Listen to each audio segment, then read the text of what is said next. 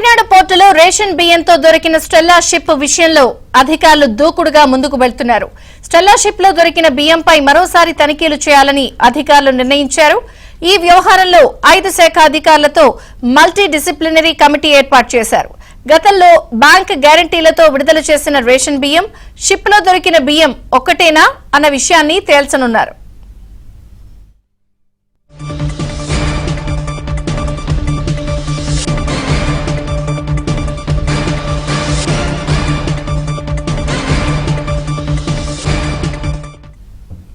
కాకినాడ పోర్టులో రేషన్ బియ్యంతో దొరికిన స్టెల్లా షిప్ విషయంలో అధికారులు దూకుడుగా వెళ్తున్నారు. షిప్ లో దొరికిన బియ్యంపై తనిఖీలు చేయాలని అధికారులు నిర్ణయించారు. మరింత సమాచారం మా ప్రతినిధి అప్పారావు అందిస్తారు. అప్పారావు.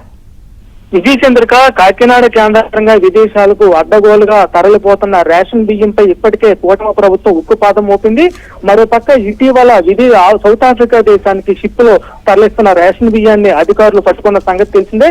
అయితే దీనికి సంబంధించి ఇప్పటికే దీన్ని సీజ్ చేయాలని పవన్ కళ్యాణ్ కూడా ఆదేశించారు.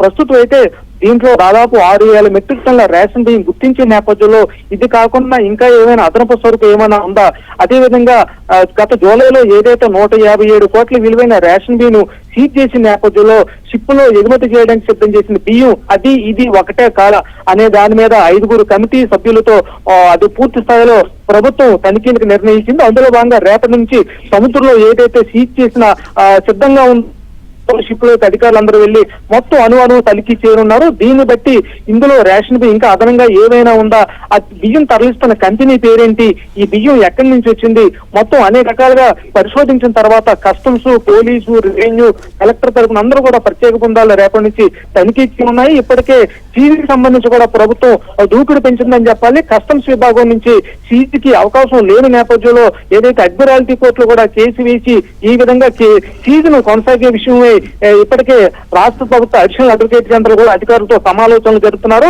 ఆ రకంగా చెప్పాలంటే రేషన్ మాఫియాపై రేపటి నుంచి ఉమ్మడి తూర్పుగోదావరి జిల్లాతో పాటు రాష్ట్ర వ్యాప్తంగా ఇతర జిల్లాల నుంచి రేషన్ బియ్యంపై కూడా ఏర్పాటు చేసి తనిఖీ ముమ్మరం చేయాలని ప్రభుత్వం నిర్ణయించిందని చెప్పాలి. విజయ చంద్రిక. Thank you Apparao.